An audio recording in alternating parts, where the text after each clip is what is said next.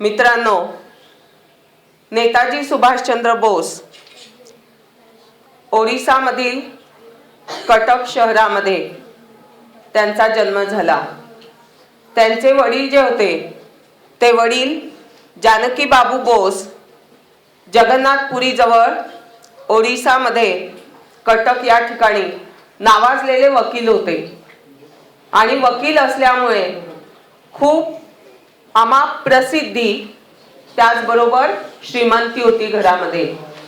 श्रीमंती घरात असताना, वैभव घरात असताना त्यांचे जे वडील होते त्यांना थोडा देखील गर्व नव्हता। ते नेहमी इतरांना कशी मदत करता येईल हे बघत असायचे आणि त्यामुळे त्यांचं अधिकच नावलौकिक होता। आई प्रभादेवी जी होती ती आध्यात्मिक वृत्तीची होती, सतत अध्यात्मामध्ये गुंतलेली असायची आणि 14 भावंडांमध्ये नेताजी 6व्या क्रमांकावर होते। असे नेताजी जेव्हा लहानपण त्यांचं जात होतं तेव्हा घरामधूनच विविध संस्कार त्यांच्यावर होत होते। आता हे संस्कार कळत नकळत होतात बघा। आपल्या अवतीभोवती ज्या गोष्टी असतात त्यातनं आपण शिकत असतो। मग तुम्हाला आधीच सांगितलं की वडील वकील होते, घरात खूप पैसा होता। एकदा असं लक्षात आलं की त्यांचा जो नोकर होता घरातला त्याने जानकी बाबूंना काही पैसे मागितले। कशासाठी मागितले तर त्यांनी असं सांगितलं की माझ्या मुलाची शाळेची फी भरायला माझ्याजवळ पैसे नाहीयेत आणि ते तुम्ही मला द्यावे, मी ते तुम्हाला नंतर परत करेन। जानकी बाबूंनी पैसे दिले त्या नोकराला। काही दिवसांनी त्याच्याजवळ पैसे आले आणि तो जानकी बाबूंना पैसे द्यायला परत पैसे करायला आला।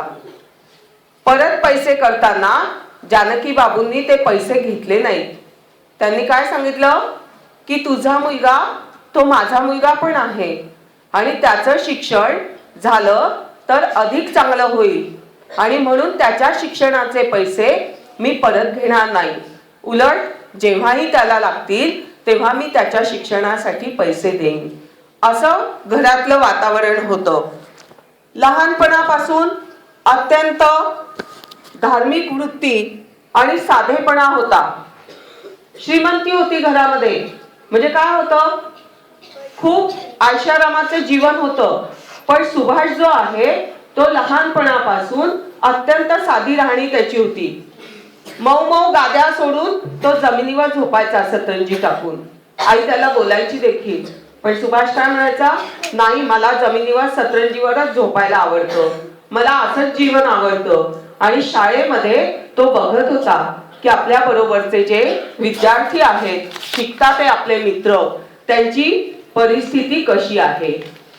शाळेत असताना इंग्रजी हा आवडीचा विषय, खूप आवडीचा।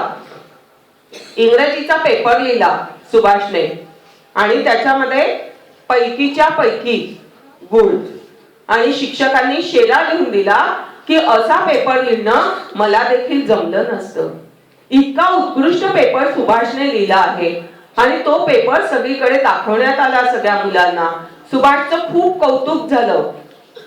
पण सुभाष ज्या भागात राहत होता तिथे मातृभाषा होती बंगाली आणि या मातृभाषेमध्ये मात्र सुभाष कच्चा होता। एक दिवस निबंध लिहायला सांगितला आणि सुभाषला काही तो लिहिता आला नाही। मग मित्रांनी चिडवायला सुरुवात केली। त्याचा निबंध मुद्दाम वाचून दाखवला वर्गात आणि अरे सुभाषला काही बंगाली येत नाही असं सांगितलं।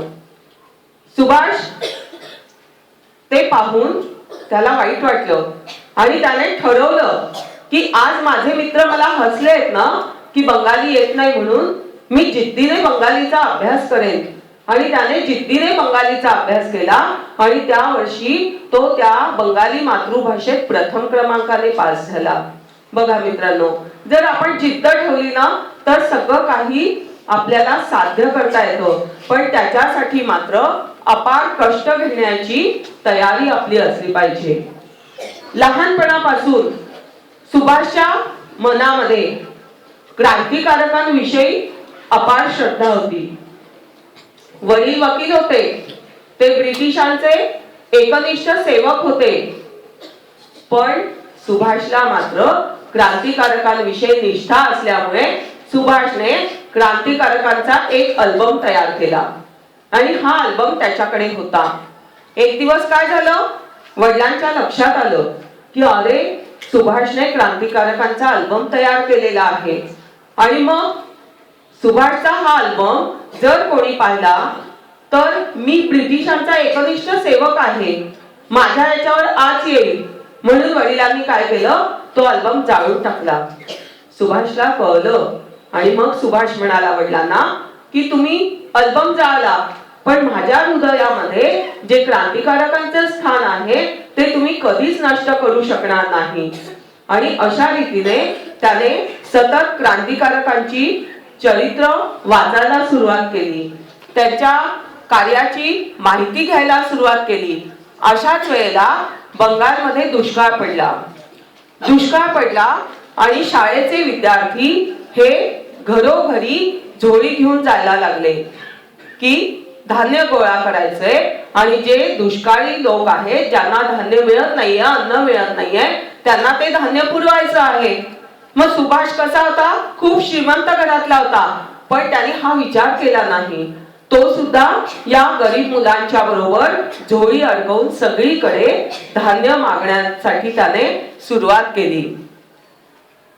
त्याच वेळेला बंगालची फाळणी हा मुद्दा आला. लॉर्ड कर्झन जो आहे, तो लॉर्ड कर्झन तिथे होता आणि मग त्याचं जे राजवट होती ती त्रासदायक होती, सगळ्या लोकांमध्ये संताप खदखदत होता त्याच्याविषयी. मग अशा वेळेला सुभाष कॉलेजमध्ये होता आणि त्याच्या मनातही संताप होता की यांच्या विरोधात आपल्याला काय करता येईल. मग तो काय करायचा, सगळ्या विद्यार्थ्यांना एकत्र करायचा, त्याचे मित्र जे होते त्यांना एकत्र करायचा आणि त्यांना व्याख्यान द्यायचा, वक्तृत्व स्पर्धा मध्ये भाग घ्यायचा. आणि याच्या व्याख्यानाला अफाट गर्दी होत होती, कारण त्याचं बोलणं जे आहे ते अतिशय प्रभावी असं होतं. आणि म्हणून त्याचे प्राध्यापकांशी खटके उडायला लागले. आणि मग काय केलं त्याने, तरी सुद्धा आपलं कार्य संपवलं नाही. प्राध्यापकांशी खटके उडतात, घरात वडील सुद्धा रागवतात, पण सुभाषचं कार्य सुरू होतं. डोक्यामध्ये सतत अध्यात्माचे विचार होते, विचारांचं थैमान होतं की मी या इंग्रजांना देशातनं घालवू का संन्यास घेऊन हिमालयात जाऊ. आणि मग अशा मनस्थितीत एक दिवस कुणालाही काहीही न सांगता सुभाष घरातून निघून गेला. कुठे गेला, वणवण फिरला, हिमालयात गेला. हिमालयामध्ये सुद्धा खूप ठिकाणी त्याने गुरुचा शोध घेतला की मला यासाठी मार्गदर्शन करणारे गुरु मिळतात का. आणि मग खूप हिंडून फिरून झालं त्याचं, पण त्याला काही गुरुचा शोध लागला नाही, मनासारखे गुरु मिळाले नाही. तेव्हा परत त्याला एकदा उदास झाला सुभाष. इकडे सुभाष न सांगता निघून गेला, त्यामुळे आईने तर अंथरूण ठरलं की माझा सुभाष कुठे असेल, कसा असेल, त्याची अवस्था काय असेल. आई अंथरुणावर, वडील सुद्धा खूप विमनस्क स्थितीमध्ये होते की करावं काय. तरुण मुलगा घरातनं निघून गेलेला आहे, कुठे शोधावं त्याला. आणि अचानक एक दिवस सुभाष घरी आला. आई अंथरुणात होती, आईच्या जवळ गेला आणि डोळ्यातनं एकसारखं अश्रू वाहतात. आईला त्या अश्रूंनी वाहू घातलं त्यांनी, आईच्या अंगावर ते अश्रू पडतात. आणि सुभाष आईला सांगतोय की आई, मी तुला न सांगता निघून गेलो.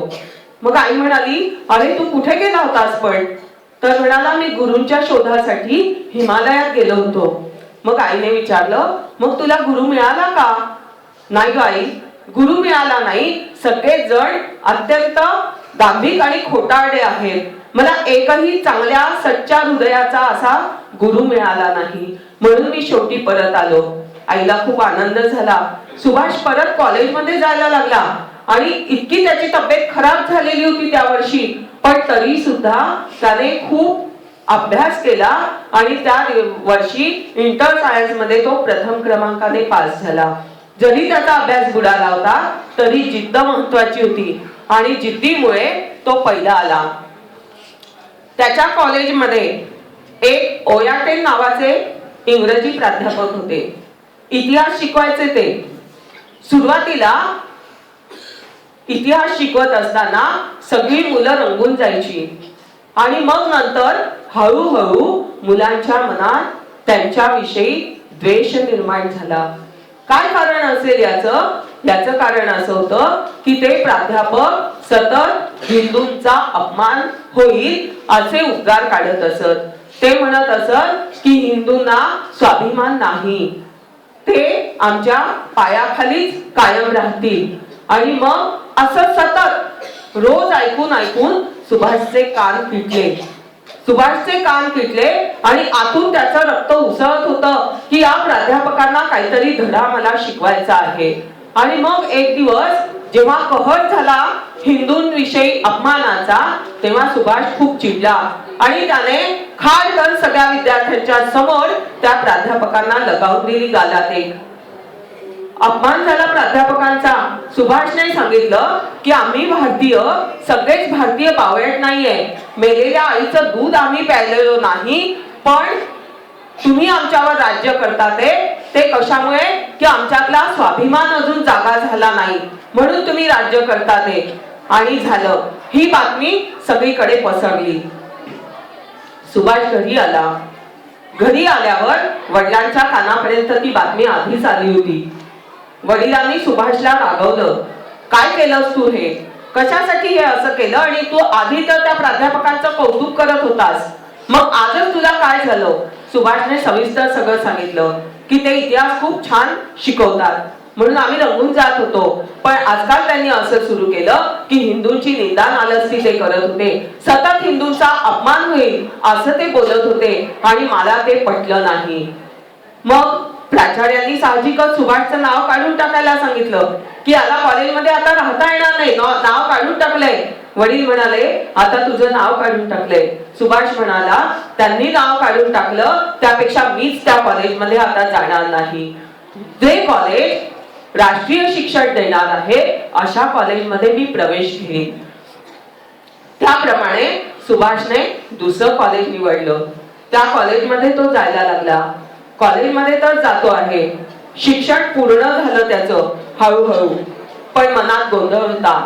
एक दिवस तुम्हाला आधीच सांगितलं मी की आई जी आहे ती आध्यात्मिक वृत्तीची होती, दुर्गा पूजा खूप करत होती. आणि एक दिवस सुभाष असाच दुर्गा देवीच्या मूर्ती समोर बसलेला होता. आईने विचारलं सुभाष काय करतोयस रे, काय मागतोयस देवीला? सुभाष म्हणाला दुर्गेचं जे रूप आहे ना दुष्टांचा संहार करायचा ते मला खूप आवडतं आई, आणि मी दुर्गेजवळ ती शक्ती मागतोय की मला दुष्टांचा संहार करायचा आहे, या इंग्रजांना देशातनं घालून टाकायचं आहे. आई म्हणाली तुला नक्कीच यश मिळेल. जेव्हा त्याला कॉलेजमधनं काढून टाकलं तेव्हा सुद्धा सुभाषने आईजवळ बोलली. वडील तर रागावले होते खूप. मग आईला बोलला आई माझ्या हातनं काही चूक झाली का ग?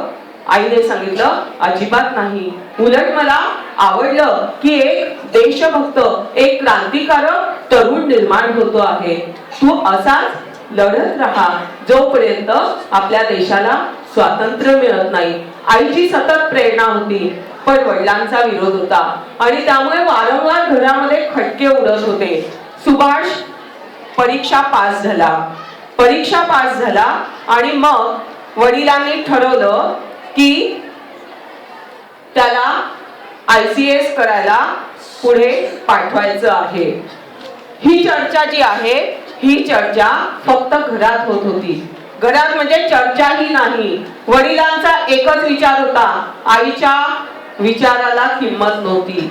पण आईला कळलं की हे असं चाललेलं आहे. इकडे सुभाष तर अस्वस्थ होता आतून खूप, कोणामध्ये खेळायला जायचा नाही, कोणाशी बोलायचा नाही. मग एक बालपणीची मैत्रीण होती त्याची, तिने ओळखलं की अरे सुभाष काहीतरी अस्वस्थ दिसतोय, मृदुला तिचं नाव.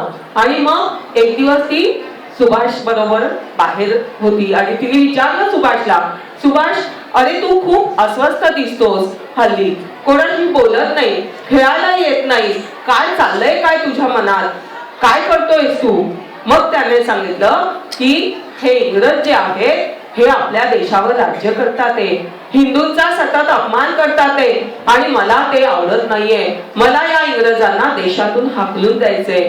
मृदुला म्हणाली, सुभाष मलाही या इंग्रजांना देशातून हाकलून द्यायचं आहे. मग सुभाष तिला म्हणाला, ठीक आहे मृदुला, तूच माझी खरी मैत्रीण आहेस आणि मला शेवटपर्यंत या कार्यामध्ये तू साथ देशील ना ग? मृदुलाने हो सांगितलं. सुभाष तू केव्हा पण मला हाक मार, मी या इंग्रजांना हाकलून देण्याच्या कामी तुझी नेहमीच मदत करेन. सुभाषला बरं वाटलं, आपल्या मनातलं कोणाजवळ तरी तो बोलला. आणि मग इकडे वडिलांनी असं ठरवलं की ICS साठी त्याला बाहेर पाठवायचंय, लंडनला पाठवायचं आहे. मग लंडनला पाठवायचंय हे काही त्याला सांगितलं नाही. आई मनातल्या मनात खुडते, आईला माहित होतं की सुभाष काही दिवसांनी लंडनला जाईल, तिथून केव्हा परत येईल माहित नाही आणि त्याच्या मनाला पटेल की नाही ते शिकायला. मग एक दिवस सुभाष घरात आल्याबरोबर वडिलांनी जाहीर केलं की सुभाष ICS परीक्षा देण्यासाठी लंडनला जाणार आहे. सुभाष चिडला, त्याने विचारलं, मला न विचारता तुम्ही निर्णय कसा घेतला? वडील म्हणाले, ही माझी आज्ञा समज, तुला जायचं आहे. आणि मग थोडस उपरोधाने वडील म्हणाले, काय सुभाष लंडनला जायला घाबरतोस काय? ICS परीक्षा द्यायला घाबरतोयस का? सुभाष म्हणाला, अजिबात नाही, आणि आता तर मी लंडनला जाईल आणि ICS परीक्षा उत्तीर्ण करून दाखवेल तुम्हाला.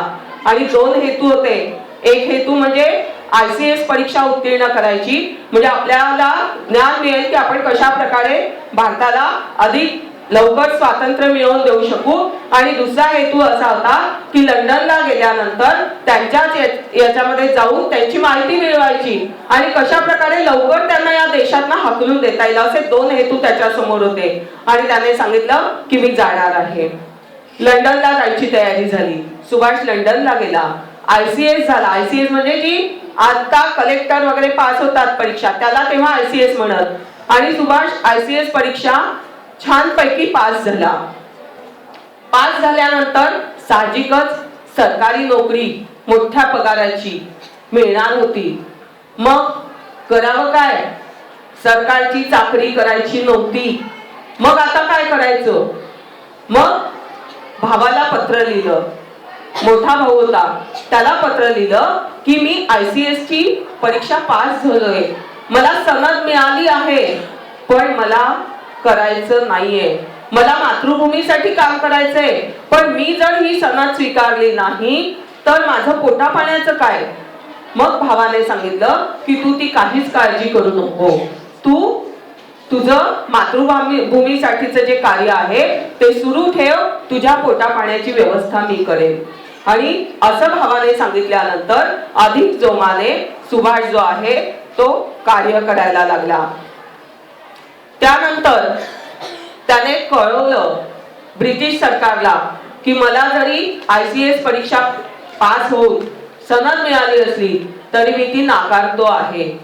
आणि मग त्यावेळेसचे जे आपले प्रमुख होते त्यांनी देखील सुभाषचं मत वळवायचा प्रयत्न केला की तू तुझा राजीनामा जो आहे तो मागे घे, पण कुठल्याही गोष्टींनी सुभाषचा निर्णय बदलला नाही. सुभाष त्यामध्ये अगदी तल्लीन होऊन गेलेला होता की कशा पद्धतीने मला देशाची सेवा करता येईल. मग काय केलं? त्याच्यानंतर त्यांनी लंडनला जाण्यापूर्वी जालियनवाला बाग हत्याकांड माहित होतं त्यांना, गांधीजींचे विचार माहिती होते. मग गांधीजींना भेटायला गेले तर काय पाहिलं? गांधीजी एक पंचा गुंडाळलेले आणि सुभाष कसा होता? पाश्चिमात्य पद्धतीचा पोशाख त्याच्या अंगावर होता. सुभाषला खूप लाज वाटली, पण गांधीजी आणि त्यांच्यात चर्चा झाली आणि चर्चा झाल्यानंतर सुभाषच्या असं लक्षात आलं की गांधीजींचं तत्व अहिंसेचं आहे आणि सुभाषचे विचार होते सशस्त्र क्रांतीचे. त्यामुळे दोघांचं पटणार नव्हतं आणि म्हणून सुभाष त्यातनं बाजूला झाला. सावरकरांची भेट झाली. सावरकरांनी मात्र सुभाषला मार्गदर्शन केलं आणि त्यांनी सांगितलं की रासबिहारी बोस जे आहेत त्या रासबिहारी बोसांकडे तू जा आणि त्यांच्या सहकार्याने त्यांच्या मार्गदर्शनाने तू कार्य कर. मग सुभाषने असं ठरवलं की भारतात तर काही होत नाहीये, मग परदेशात जाऊन तिथे लढून तिथून आपल्याला काय करता येईल, मदत मिळवता येईल. तो परदेशात गेला, तिथे तयारी केली, शस्त्र गोळा करणं, भारतात पाठवणं, हे सगळं करतोय. आणि हे सगळं करत असताना मित्रांनो अनेक वेळा तुरुंगात गेला, अनेक वेळा सुटका झाली. एक प्रसंग फक्त तुम्हाला सांगते. कलकत्त्याच्या तुरुंगात सुभाष होता आणि कलकत्त्याच्या तुरुंगात असताना इतके कडक बंधन त्याच्यावर होते, कडक पहारा होता की कोणी भेटायला जायचं नाही वगैरे असं. आणि मग सुभाष साहजिकच कंटाळला की काय करावं आता, काहीतरी आपल्याला करायला पाहिजे. आणि मग एक दिवस त्याचे मित्र आले, मुजुमदार नावाचे, त्याला भेटायला. सुभाषच्या डोक्यात नाना विचार होते आणि मग त्याने मुजुमदारांना असं विचारलं, का हो, शिवाजी महाराजांचं चरित्र मला मिळेल का? आणि शिवाजी महाराजांचं चरित्र त्याने वाचायला सुरुवात केली. शिवाजी महाराजांचं चरित्र वाचताना निवडक मावळे आणि गनिमी काव्याचा उपयोग करून कसं शत्रूला त्यांनी हरवलंय हे त्याने सतत वाचत गेला. त्यातनं आपल्याला काय घेता येईल, आग्र्याहून सुटका कशी केली हे त्याने वाचून काढलं सगळं. आणि हे वाचताना मग त्यांनी असं ठरवलं की आता इंग्रज सरकार जे आहे ते मला सोडत नाहीये, मला तर तुरुंगातून बाहेर पडायचं आहे. आणि मग त्याने एक योजना आखली. त्याने सांगितलं, एक तर मला सोडा आणि नाही तर मी उपोषण करतो, अन्न त्याग करतो. आणि मग अन्न त्याग केला, उपोषणाला सुरुवात केली. काही खात नव्हता, पीत नव्हता. मग काय झालं, हळूहळू तब्येत खूप खराब झाली, त्याची ढासळली. आणि इंग्रज सरकारला भीती वाटायला लागली की अरे हा जर राजबंदी म्हणून इथे तुरुंगात जर गेला तर बाहेरचे लोक जे आहेत ते खूप संतापतील, उद्रेक होईल आणि आपल्याला त्रासदायक ठरेल. मग त्यांनी काय केलं, सुभाषला अटींवर सोडलं. काय अटी होत्या की सुभाष तुरुंगात राहणार नाही, त्याच्या घरी राहील, पण घरी सुद्धा गुप्त पोलिसांचा पहारा होता. सुभाष घरी राहील पण सुभाषला कोणाला भेटता येणार नाही, सतत तो पहाड्यात राहील. मग घरी आणलं सुभाषला. 62 गुप्त पोलिसांचा पहारा होता आणि सुभाषला कोण भेटायला येते, सुरुवातीला परवानगी होती, कोण भेटायला येते याची तपशीलवार नोंद होत होती. आणि हे सुभाषच्या लक्षात आलं की हे फार त्रासदायक होईल की मला जर कोणी भेटायला आलं आणि हे गुप्त पोलिसांनी जर नोंद केली तर देशाच्या दृष्टीने ते योग्य होणार नाही. सुभाषने जाहीर केलं की मला कोणीच भेटायला येणार नाही. भेटायला येणार नाही जाहीर केल्यानंतर स्वतःला एकांतवासात कोंडून घेतलं. अन्न सुद्धा घेईना, फक्त फळं आणि दूध एवढंच तो घेत असे. आणि ते सुद्धा कसं, दरवाजाच्या खाली जी फट होती त्या फटीतून थाळी सरकवली जायची आतमध्ये. आणि मग सुभाष ती फळं आणि दूध घ्यायचा, रिकामी थाळी पुन्हा सरकवून द्यायचा. हे असं चाललेलं होतं. जवळजवळ 6 महिने झाले. सगळ्यांच्या लक्षात आलं की आता काही खरं नाहीये. सुभाष कोणाशीच, घरातल्यांशी सुद्धा तो भेटत नव्हता अजिबात. आणि मग अध्यात्म ध्यान करत होता, तासनतास ध्यान, भगवद्गीता वाचत होता, शिवरायांचं चरित्र वाचत होता आणि त्यातून तो प्रेरणा घेत होता. आणि एक दिवस रात्रीचा सुमार साधारणपणे 8 वाजले असतील आणि त्या 8 वाजेच्या सुमाराला सुभाषच्या दाराशी एक गाडी येऊन उभी राहिली. एक गाडी उभी राहिली आणि घरातून एक मौलवी बाहेर पडला. सैलसर असा पायजमा, डोळ्याला गॉगल आणि टोपी, अशा वेशामध्ये एक मौलवी बाहेर पडला, गाडीत बसला आणि गाडी निघून गेली. सकाळी उठून पहारेकरी बघायला गेला तर काय, जे फळांचं ताट होतं आणि दूध होतं ते जसंच्या तसं होतं. काय झालं, सुभाषने का घेतलं नाही? म्हणून जेव्हा दरवाजा उघडून पाहिला तर आतमध्ये सुभाष कुठे आहे? सुभाष निघून गेला. बघा, पोलिसांच्या देखील लक्षात आलं नाही, घरातल्यांच्या देखील लक्षात आलं नाही आणि सगळ्यांच्या देखत सुभाष निघून गेला. कुठे निघाला? तो सरळ काबूलला आला. काबूलला आला, तिथे व्यवस्था होती, काही मित्र होते त्यांचे, पण ओळखू नये कोणी ओळखू नये म्हणून वेश बदलला, दाढी वाढवली आणि एक वेळ तर अशी आली की कोणीतरी ओळखेल भाषेवरून. त्यामुळे मुक्याचं सोंग घेतलं की मला कोणी ओळखणार नाही की हा मुका माणूस आहे, आणि अशा रीतीने काबूलमध्ये तो राहिला. त्यानंतर जर्मनीमध्ये गेला. जर्मनीमध्ये स्वतंत्र सेना त्यांनी स्थापन केली की या सेनेनिशी आपल्याला इंग्रजांना आक्रमण करायचे भारतात इंग्रजांवर आणि त्यांना हकलून द्यायचे. जर्मनीमध्ये गेला, जपानमध्ये गेला.